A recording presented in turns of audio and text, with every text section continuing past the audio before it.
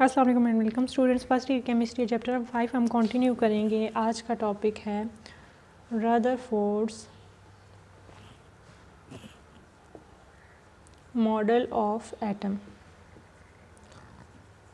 Model of atom. इससे पहले हमने डिस्कवरी स्टडी की प्रोटॉन, इलेक्ट्रॉन और न्यूट्रॉन की, जो कि पार्ट थे किसी भी एटम का। तो Rutherford model of an atom में हम इंफॉर्मेशन किस बारे में दी जाती है, किस चीज़ की डिस्कवरी के बारे में, तो वो है न्यूक्लियस।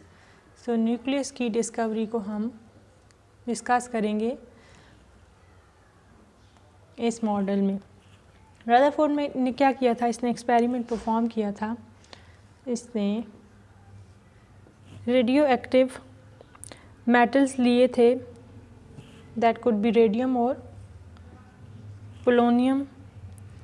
सो रेडियम भी हो सकता है या पोलोनियम भी हो सकता है,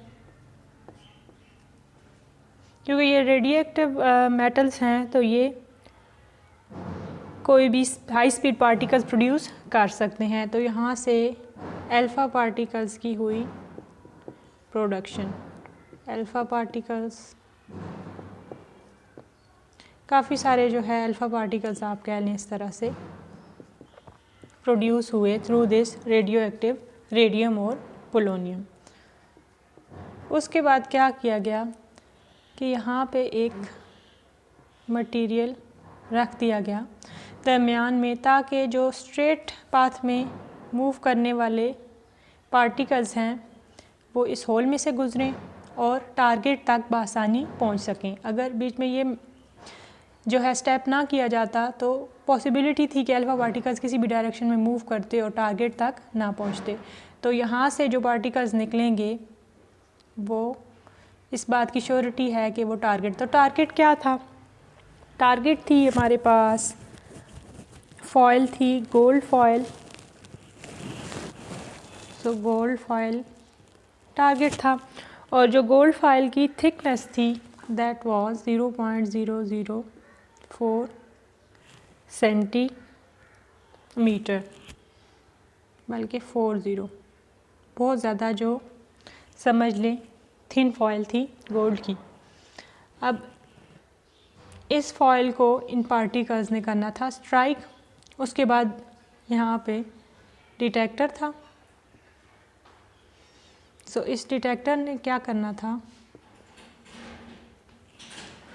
डिटेक्टर ने डिटेक्ट करना था कि ये पार्टिकल्स जो हैं इनका बिहेवियर इस फॉयल में से गुजरने के बाद कैसा है। सो जो डिटेक्टर था वो ना सिर्फ इधर प्रेजेंट है, बल्कि डिटेक्टर इस तरह से किसी और पोजीशन पे भी प्रेजेंट हो सकता है, यानी कि ये पार्टिकल्स इस फॉयल के साथ स्ट्राइक करके अगर आगे जाते हैं तो भी डिटेक्ट हों, आसपास जाते हैं तो भी डिटेक्ट हों। सो हुआ क्या था, अगर केमिस्ट्री देखें, क्योंकि एटम का मॉडल है, न्यूक्लियस के बारे में हमने देखना है, तो हम गोल्ड फॉयल के एटम्स को कर लेते हैं ड्रॉ इस तरह से, जिस तरह से वो प्रेजेंट होते हैं, क्योंकि एक सॉलिड है, मेटालिक सॉलिड है, और उसके अंदर इस तरह से सारे एटम्स प्रेजेंट हैं।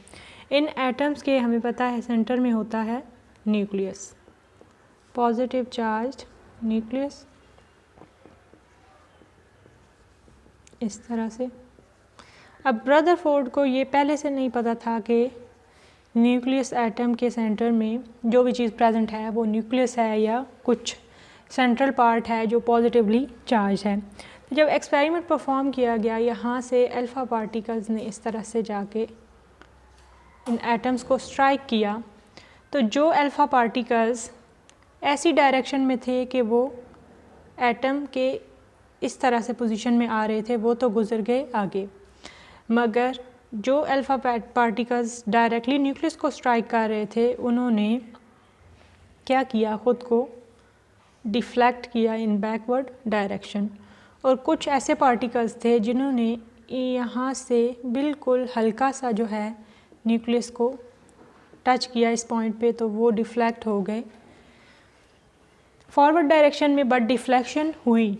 तो इससे ये अज्यूम किया या इस नतीजे पे पहुंचा जो रदरफोर्ड था कि सेंटर में कोई ऐसा पॉजिटिव चार्ज प्रेजेंट है या ऐसा मतलब समझ लें कि एक सॉलिड एरिया प्रेजेंट है जो कि इनको पार्टिकल्स को गुजरने आगे नहीं देता बल्कि डिफ्लेक्ट कर देता है डिफरेंट डायरेक्शन में। वो बैकवर्ड भी हो सकती है, फॉरवर्ड भी हो सकती है। जबकि ये एटम के दूसरे पार्ट में से गुजरते हैं जो कि जहाँ पे न्यूक्लियस प्रेजेंट नहीं है, तो ये सीधे आगे चले जाते हैं और डिटेक्ट होते हैं डिटेक्टर में। उसके बाद जो एक पॉइंट था रदरफोर्ड के मॉडल में जो उसने दिया, जो कि उसके समझ लें मॉडल का डिफेक्ट का बायस भी बना, वो ये था कि उसने ये कहा कि सेंटर में तो न्यूक्लियस प्रेजेंट है बट इसके जो आसपास जो हैं वो इलेक्ट्रॉन्स प्रेजेंट हैं। अगर इलेक्ट्रॉन जो इन ऑर्बिटल्स में प्रेजेंट हैं वो स्टेशनरी होते तो क्या होता कि ये इस पॉजिटिव चार्ज की तरफ अट्रैक्ट होते और न्यूक्लियस का हिस्सा बन जाते, यानी कि एटॉमिक स्ट्रक्चर मेंटेन ना रहता। तो उसने क्या कह दिया कि ये जो इलेक्ट्रॉन्स हैं ये स्टेशनरी नहीं है बल्कि ये मूव कर रहे हैं लाइक प्लैनेट्स। जिस तरह से अर्थ एक प्लैनेट है, इसी तरह से बाकी प्लैनेट्स की तरह, मतलब जो हमारा कॉन्सेप्ट है प्लैनेट्स का, उसने कहा कि इलेक्ट्रॉन्स इस तरह से न्यूक्लियस के अराउंड मोशन में हैं। अगर ये स्टेशनरी होते तो ये न्यूक्लियस का हिस्सा बन जाते और एटॉमिक स्ट्रक्चर हो जाता ख़राब। लेकिन उसके बाद जो रिसर्च सामने आई और डिफरेंट एक्सपेरिमेंट्स परफॉर्म हुए तो उसका ये जो मॉडल था वो डिफेक्टेड निकला इस पॉइंट की बेसिस पे, क्योंकि अगर कहा गया कि इलेक्ट्रॉन मूव कर रहे हैं तो क्या वो न्यूक्लियस की तरफ अट्रैक्ट नहीं हो सकते? वो हो सकते हैं अट्रैक्ट। और अगेन क्या होगा, इन बेशक ये मोशन में है, ये न्यूक्लियस का हिस्सा बन जाएंगे और स्ट्रक्चर जो है वो हो जाएगा ख़राब।